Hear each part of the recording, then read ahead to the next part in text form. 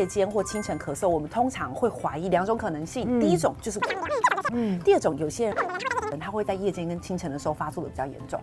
大家好，我是家医科医师陈欣湄。大家好，我是营养师明樺，欢迎收看《明星医疗室》。其实你讲到 COVID-19 说实在，它现在还没有完全的远离我们的一个生活当中。发现其实身边人反而不是担心所谓的确诊，因为确诊好像可能大家很多人都轮过一遍了。大家担心的是确诊之后愈后的一个症状，就是咳嗽。其实很多人他可能不见只是 COVID-19 愈后，他可能平常可能因为生活习惯啊，或者是因为其他种种的一些累积，其实常常就会导致咳嗽不断的伴随在他生活左右。很多人他一直有一些咳嗽的困扰，然后他到了 COVID-19 的这个时候开始他变得更困扰。对，因为以前我早就咳嗽，你现在就变成你除了咳完之后，你还跟大家解释不好意思，我只是过敏。对，不好意思，我只是气喘。但是你有没有想到一件事情？这些人其实过去你会觉得咳嗽是一件习以为常的事情。但是其实它可能不是那么正常。对，所以其实我们今天就要聊聊咳嗽这个事情有没有困扰到你，甚至它会不会可能是一些疾病啊，或者是一些危险因子的一个存在，只是一直都被我们忽略。一般来说，咳嗽要咳多久，或者是什么情况下，我们要真的去看医生？其实我有一个自己发明的口诀，1、2、3。讲的是什么呢？是讲时间。好，假设说我们1周内的咳嗽、感冒啦，你的喉咙暂时性的受伤啦、干涩啦，都会造成。所以1周内咳嗽，其实我们称它为急性咳嗽，通常不太需要就诊，因为可能真的就是一些状况。但如果到了2周，其实你就要小心了，因为这个可能就是一个会往慢性咳嗽的部分走。当你的咳嗽超过了3个月，其实我们视同这是叫做慢性咳嗽。慢性咳嗽基本上一定有身体的一些原因去激发慢性咳嗽，所以这个时候的你就不要觉得我只是咳嗽，可能你要先知道你咳嗽的原因比较安心。OK， 所以其实如果你真的是持续一段时间，甚至像刚刚欣湄讲的，可能已经到月了，1、2个月、3个月，都一直在咳嗽，你找不出什么原因，那真的要去给医生看一下你的状况。对，一定要鉴别诊断一下。至于说到底咳嗽是什么原因呢？我还是要说一下，很多人呢讲到说我时常在咳嗽，他就会去上网查完之后就把自己吓到那天晚上也不咳嗽了，都是醒的，都睡不着。对，很多人都会觉得是不是有慢性疾病就一定等于癌症？好，我要先讲一下，其实咳嗽不一定。好，很多种原因都可能会造成，所以呢，这边就要跟大家分享说，到底咳嗽跟什么样的原因有关。当然，咳嗽的地方跟上呼吸道是最直接关联的，所以有一些人确实是因为肺部的问题，所以你说肺癌，有些肺癌压迫到了我们的支气管，也可能会产生慢性咳嗽，或是肺癌吃进的支气管也会产生慢性咳嗽，但是它不是说全部的人都是这样。对，不要说咳嗽就等于肺癌，绝对不是这样子。对，但是有一些其他的上呼吸道的问题确实要注意，比如过敏，比如气喘。其实很少人知道说气喘有一些人的表现就是一直持续的咳嗽而已，好，有些人其实只有这个症状。因为大家想讲到气喘都会觉得好像是没办法呼吸急促等等，其实咳嗽也是气喘的一个表征。我有一个病人，就是他其实他是复合性的2个问题，但是其中的问题就是他一直都不知道有气喘，就是小时候他曾经发生过气喘，可是因为太久了忘记了。他那时候来就是因为他觉得很困扰，他时常在咳嗽。我们开始做鉴别诊断，我就有跟他说，现在要去看一下胸腔科。一看他其实气喘又发作了，所以当他开始用气喘的药物治疗之后，咳嗽自然的就没了。所以还是要跟大家提醒一下，有些时候呢，为什么会咳嗽？因为气喘的时候会让我们的呼吸道可能会有收缩的状态，所以其实它会出现一些类似咳嗽的症状。当然过敏也是会有的。另外有一个呢，其实大家可能知道，可能不知道，就是肠胃道的刺激也会产生咳嗽。肠胃道的刺激跟我们的上呼吸道也有关系。对，其实你知道吗？我们的呼吸道跟我们的食道共同走着。好，所以呢，其实有些人发现比较严重的胃食道逆流，例如说他可能这个胃酸刺激的很敏感，刺激的位置到了这个支气管的地方，有些人是会出现咳嗽。难怪有些人他可能平常不咳嗽，但是可能夜间对或清晨的时候特别容易对，所以其实尤其是夜间或清晨咳嗽，我们通常会怀疑2种可能性。第一种就是胃食道逆流，第二种有些人过敏的人，他会在夜间跟清晨的时候发作的比较严重，所以我们有时候真的会往这个方向去找。那比如说像现在开冷气，可能比较干，或者是之后可能气温开始日夜温差比较大等等，都是一些危险因子。这个其实就是很多人吓得要死，想说我怎么一直咳嗽，结果做了一个生活行为就改变了。这个叫做喉咙的部分有一些干涩。其实呢，这种情况在现在蛮常见。我要提醒一下大家，大家最近都戴口罩，对不对？对。所以戴口罩的时候，我们就会少一个动作喝水。我以前可能会2罐水，我现在不用喝喝到半罐，因为我整天我都没有在喝水。但是我们必须要说，喉咙的这个咳嗽有时候是因为黏膜干涩的反应，所以呢，当这个时候你少喝水，直接对应到有些人症状就是咳嗽。另一个是因为天气太热了，或到冬天又太冷了。对，我们常常会在睡觉的时候习惯开冷气或者开暖气，除了温度会变化，湿度也会变化。所以它的湿度会变得比较干燥的时候，有些人睡觉不自觉嘴巴打开，对，你嘴巴附近就会干涩。所以我曾经在类似这样怀疑的病人，我就教他做2件事。第一件事多喝水，好。第2件事情，睡觉的时候有些人放个水蒸气，对，或者是放一盆水，让这个水蒸气可以去综合现在过度干燥的状态。真的有一些人就因为这么简单的一个动作改变，他就没有再咳嗽了。而且我觉得其实咳嗽，我们刚刚讲的它是一个症状，其实它的这个症状有可能会衍生去破坏我们的生活品质，甚至可能导致严重疾病的一个发展。比如说你可能因为晚上睡眠一直咳嗽睡不好，导致睡眠障碍，甚至可能会导致你的三高控制的更难，血压等等。所以我觉得往往我们现在人不要忽略这个咳嗽对我们生活造成的一些影响。刚刚讲到三高问题啊，我要特别提，其实有一些药物也会造成咳嗽，而这个药物可能有蛮多人都有在使用的。好，这个是一个血压的药，但大家不要担心，不要讲到这里立刻就把血压药丢掉。对，不行。如果你现在吃这个药没有咳嗽就不会。但是我之前就遇过，这是一个很常见，我们医生很常开的比较轻度的血压药。这血压药有一些特定的人吃了就容易会产生咳嗽的状态。我之前曾经就遇过个病人，他其实辗转在很多个科别跑来跑去，也做过了各种的肺部检查、肠胃检查都做完了，可是他就是会咳嗽。一开始听到病人的状态，我们就会去搜集他过去有什么慢性病。一问他就说有高血压。高血压我们通常都会习惯问有没有在吃药嘛。对。他一讲了他的药，我的头脑就叮一下。接下来我们把它改了一个药，他咳嗽就再也没有发生过。所以其实如果你有一个咳嗽状，不妨也去看看你的药物，然后去跟你的医生商量说这个药会不会有咳嗽的后遗症。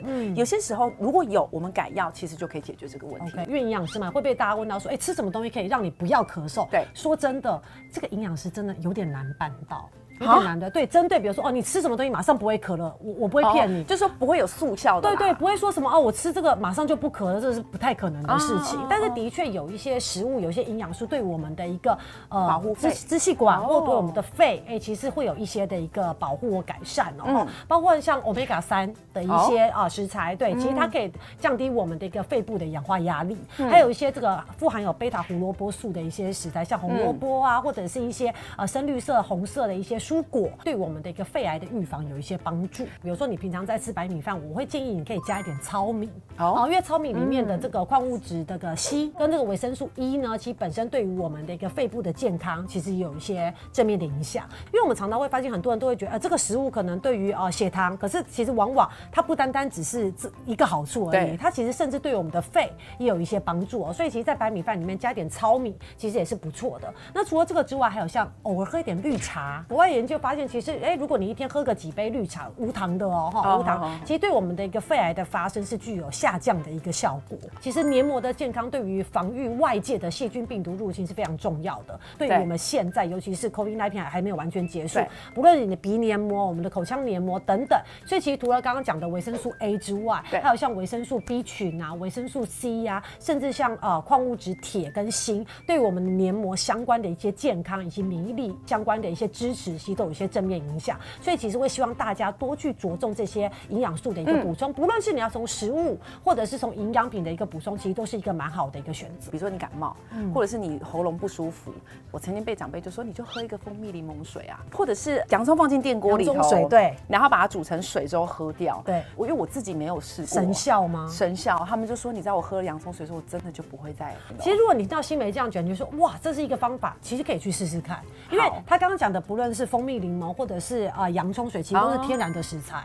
我是觉得你要去试，其实不会对身体造成什么危险性或危害。因为有时候其实我们在，尤其会咳嗽的时候，可能是你在感冒，或者是有一些上呼吸道的一些疾病的时候，其实有时候我们会对于很多食物会觉得不是那么好吃，不是那么好喝，甚至你平常爱喝水，可是你在这个时候你喝水，你都觉得水怎么有怪怪苦苦的味道。所以这时候如果你愿意因此加了一些蜂蜜柠檬，让你愿意多喝一点，那也许不算是一种损失，对，对不对？就像刚刚讲的，让你的黏膜是属于比较湿润的，那我相信对于你的一些疾病的这个疼痛感或者是舒适感，其实会有一些加分。我被问的反而是家里面的小朋友，妈妈可能觉得说啊，那我先不要给他吃药，我可不可以用这些偏方来做一些这个症状的改善？但是其实刚刚讲的蜂蜜、柠檬、蜂蜜嘛，我们就一直在提醒大家，1岁以下的小朋友是不能吃的。其实只要是蜂蜜相关的一些制品，其实1岁以下我们都不建议，因为主要是担心会有些肉毒杆菌这个毒素的一个中毒的一些几率哦。但是如果撇开这些，如果你觉得吃了这个，对你的咳嗽、对你的症状有缓解，我觉得就可以去试试看。另外有个我觉得可以跟大家提醒，大家可能不知道，就是你顾好你的肠胃，其实也会顾你的肺。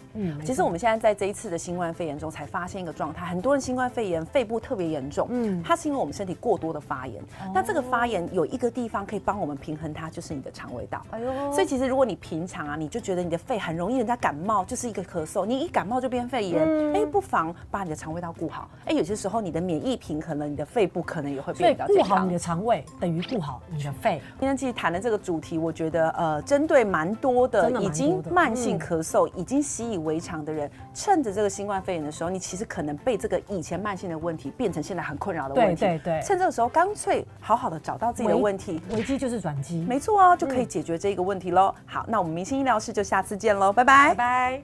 侯医师，咳嗽我们很常见啊，怎么会严重到变成骨折？就听起来咳嗽咳到骨折，是不是有点夸张的？有一点夸张哎。那其实我看刚才那个女星，她看起来很瘦，那这是危险因子，那很瘦肌少症，你要小心。第二个是可能在40几岁、50几岁骨松。骨松的风险。他如果又咳1个月，比如说他得了什么百日咳，不过那是小朋友了，梅将军、COVID 的都有可能咳1个月。其实咳一咳，大家可以看到这个左右肌肉对，其实我们吸气、呼气都是要用到里面的肌肉的。所以你如果一直咳，你就是一直吐气，一直吐气，它就肌肉会一直拉那个肋骨。其实你咳一咳，可能一天咳个100次，然后咳30天、3000次。拉一拉，你就肋骨就骨折了。所以这个是有可能的。所以咳嗽造成骨折，这个是学理上是可以解释。那第二个很常见的，就是比较平常人，有时候我打一个喷嚏，哈啾，对，那哈啾会这样子，对不对？它可能会有2个问题。第一个也是肋骨骨折，因为这是强力的收缩嘛。是。肌肉要强力的收缩，它横膈膜要往上，然后它的哈啾我们都要往前。我们肋骨就折了一下，所以比较脆弱的，这个柔软度比较不好的，可能就啪，他就会听到一个声音，咔咔的声音，他就要来照 X 光这样子。那第二个就是如果是长辈，你要小心他是不是打喷嚏、咳嗽之后整个背很痛。那我们通常会敲一敲他的脊椎骨，用震动觉去测试一下他是不是腰椎骨折。如果你很轻轻的敲，他就很痛，然后或者一整片的疼痛，通常你就要小心是不是腰椎骨折。因为我们往前的时候，这个腹部压力又刚好这样跟它对冲，所以就有可能它合并有骨质疏松的话，就有可能会腰椎骨折这样子。所以就是我们要注意，如果有些危险因子，就是咳嗽咳到骨折，这不是不可能的。第一个就是我们刚才提过的骨质疏松，或是肌少症，他看起来就是个比较瘦的人。就是危险度就比较高。那红字要特别注意，它因为某些因素长期使用类固醇，所以这个就一定会骨松。那像类风湿性关节炎，这个也是很常见。是。那如果你真的有这个问题的话，我们剧烈，我突然很想打喷嚏，但是我会很怕骨折，那怎么办呢？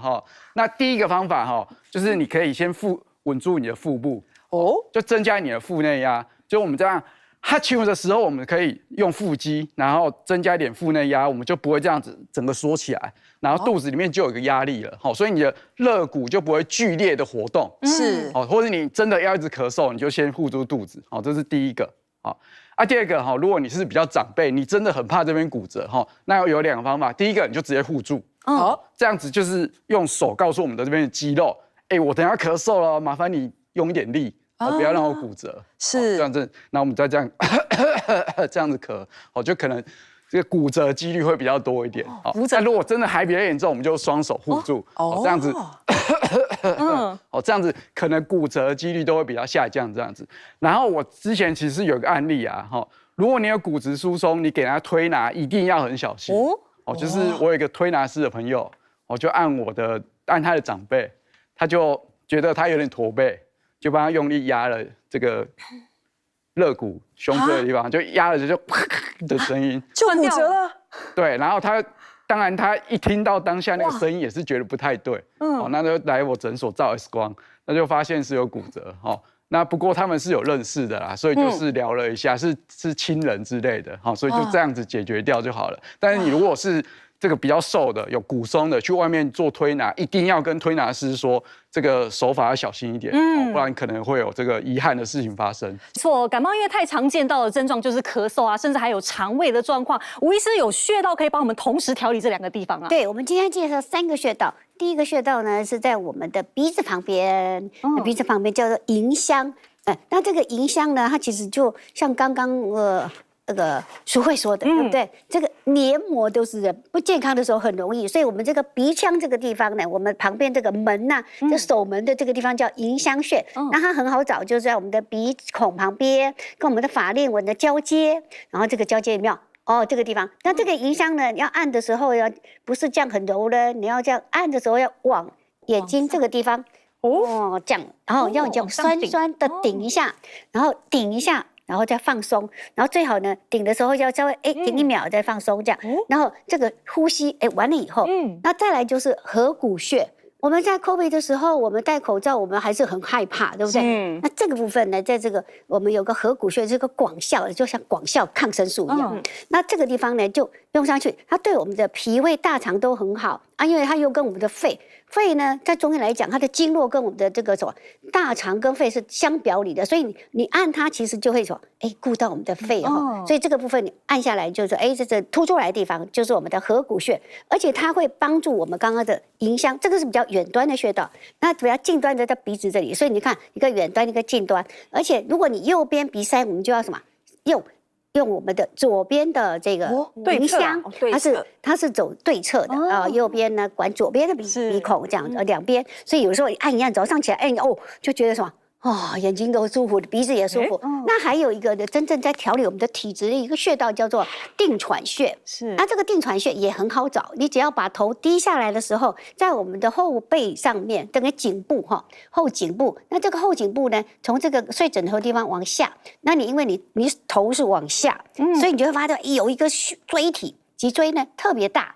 就到大椎，大椎旁边呢，大概0.5寸的地方，就是我们的什么？在这里就是我们的这个定喘。那它定喘呢，在中医来讲呢，它有可以急救所以我们会什么？有时候会给它这个地方给它用热灸啦，有没有艾粒这样？然后另外就是我们还可以来给它什么 DIY 来给它做一个调整跟体质的调整，肺气的一个。所以在这个地方可以吗？有用这个什么吹风机吹啦，远一点热的，然后再来就是要给它按摩。那这个按摩的时候，这2边这个定喘是2边2个穴道在这里，这中间这个是我们的第7椎。大椎，然后旁边2边这样子按的时候压一压，压的时候那也可以，我们自己可以捏，用大拇哥食指这样子捏，左3圈右3圈，然后也可以什么这样推。这样，在这个地方保持，每天都要弄一天至少要按3次，尤其是你的很容易感冒的人。没错，因为感冒最难好的应该就是咳嗽。有很多人觉得，想要治咳都会吃枇杷膏，到底什么该吃，什么不该吃？其实含糖是关键啊，淑慧。对我自己就是一个活生生的例子。我2月底的时候就是一次感冒，然后我大概吃了10天的药吧，然后就是一个尾巴，咳嗽就是一个尾巴，一直好不了，其他都好了，就一个好不了。我现在就跟我说，不然你试试川贝枇杷膏好了。就我听起来很合理啊。我跟你讲，是真的没咳了。然后痰全部堵在这里，没咳了，痰全部堵在这里，比较甜呐。对，就是太甜，吃了它，因为川贝枇杷膏比较甜。对，所以后来我才发觉说，不对，我这个症状的时候，其实我不应该吃那么多含糖分比较高的食材。那所以这里跟大家分享，很多人在感冒的时候，其实水果的含糖分真的落差会蛮大的。这时候就提醒大家，如果你还是有热咳，然后咳嗽有痰的时候，其实含糖分比较高的水果暂时都先不要。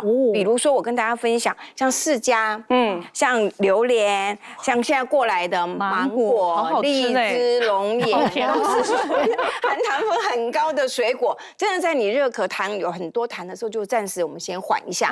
像选择像莲雾啊、芭乐啊、苹果啊，这含糖分就相对少一点，那可能就会比较对我们来讲是比较适合的。是，想要避免感冒，各种营养素都要补充哦。秋香老师要教我们增强抵抗力的料理。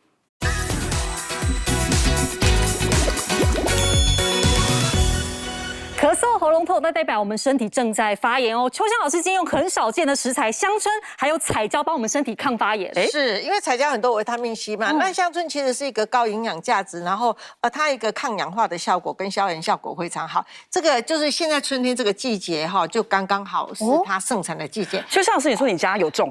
这是我家里的，然后呢，你去菜那个花市买1颗200块，然后可以像我已经种12年了。哇！它每一年在秋冬的时候掉叶子，春天的时候就开始长发芽，开始盛开就对了。开始盛开的时候，如果我这是下午摘的，它颜色已经有一点变。如果你一清晨去摘的话，就是每一片都是这么红的颜色。红色对，那这个是嫩叶的部分。那你在菜市场可以看到有一些老爷爷或老奶奶，他们会做一些香椿酱来卖，那你就可以拌面，因为它是一个非常好抗氧化的一个食材。那我就把它就是切碎这样子哈。那这个里面呢，我会煮鲑鱼。那因为鲑鱼本身有油脂了，所以我这个上面撒的是少少的一个胡椒，先腌一下。对，那我没有放油哦。好，那我现在呢，我把这个菇类呢就放在旁边，也没有放油。鲑鱼本身就富含油脂了。是，对，所以等一下我们会放好的油，就是好的橄榄油再放下去后加这样子。好，那我给它稍微小一点的火这样。好，那我们其实香菇这个菇类啦哈，其实也是生煎呢，对不对？对，也没有放油。不要放油，因为你如果这个菇哈一开始你就放油哈，你多少油都会不见。因为它是一个海绵体，它会把它吸到非常非常的干净。因为菇类会吸油，对，非常吸哈。好，那我就放了3种菇哈，就这样子，你把它放下去以后呢，那因为甜椒跟这个节瓜都是非常容易熟的，你半生熟都可以哈。好，那我现在把这个香椿叶放进来。这个香椿炒饭也很好吃。那所以老师，我发现你会放在菇的上面，是不能放在鲑鱼上面。也可以啊，也可以的。但是因为鲑鱼，我等一下可能要翻面，那我一翻面的时候，它可能就是会焦掉，对不对？反正它打味道就混在一起了。那我大蒜后加，但是我的红葱就先加，就是这样子把它撒上去。应该会啦，好，没有不会，蛮简单。到目前为止，我觉得我可以。好，那我现在要加酒，酒就是加在鱼的上面。好，好，那盖上锅盖焖一下。那在焖的同时，我想问一下淑慧老师怎么看待这道料理？它就是符合刚好我跟大家分享，你要照顾你的呼吸道系统，3个维他命你一定要吃到，维生素 A、维生素 C 跟维生素 D。香椿就是一个维生素 A 很丰富的一个植物，它有一个特殊的辛香的味道，它本身的抗氧化性也很高，所以清除自由基，特别是保护我们的呼吸道黏膜被自由基侵袭的功能其实蛮好的。然后另外一个就是甜椒，甜椒维他命 C 含量很丰富，在蔬菜里面一般来讲蔬菜的维他命 C 一加热它就很容易破坏掉，所以你就是类似像这种彩椒类的东西，你可以吃半生不熟的维他命 C， 你都还可以摄取得到。那菇类就是维他命 D 的来源，所以不管你是任何的菇，香菇、黑木耳、那个红喜菇，其实都 OK， 维他命 D 也都很丰富，还有鲑鱼也是维他命 D 丰富的来源。所以你把这些食材搭配在一起，那对你的呼吸道黏膜就提供了非常好的保护作用。所以这道料理其实就是把我们刚刚说护肺的东西、维生素通通加进去了。对，没错。好，你看盖上锅盖多好用啊，对不对？鲑鱼已经半熟了嘛。好，那我们就是把这个菇呢，就是炒一下，因为刚刚有盖锅盖，所以那个蒸汽会让你的菇呢也很快速的熟。那我们现在就是唯一担心的就是我这个鲑鱼有没有熟呢？那我们就是先把它翻面看看。就一次翻3条，试看看。那像我们刚刚要焖，一般是要焖多久？其实看你的鱼的厚薄度啦。OK， 大概来讲时间大概是2分半钟左右。好，那现在我可以把这些椒加进来了，彩椒加进来。好，因为它富含维生素 C 嘛，所以我们晚一点下是比较好的哦。节瓜也下来，然后这个时候呢，好，我们把蒜末，蒜末就是撒在上面。对，这道真的很简单呢，我真的可以做。很简单可以复制好，来这个就是盐巴，因为只有那个鲑鱼有一点点盐，其他都没有盐好，那胡椒看你要黑胡椒、白胡椒都可以，但是这一个比较西式的，我们比较适合用黑胡椒好，最后橄榄油淋上去，最后才淋橄榄油好，这样子30秒再盖一次，对，30秒就可以了。30秒后，我们这个护肺的料理就完成喽。强化黏膜，提升防护力，推荐这道香椿石菇彩椒鲑鱼。香椿清香搭配香甜的彩椒，鲑鱼以菇类营养满分，补充 A、C、D， 稳住呼吸道哦。大家好，我是健康主播郑凯云。喜欢我们的影片呢，欢迎帮我们订阅、按赞、分享，还有开启小铃铛。另外很重要哦，在底下有个超级感谢，可以按下去表达对我们的支持。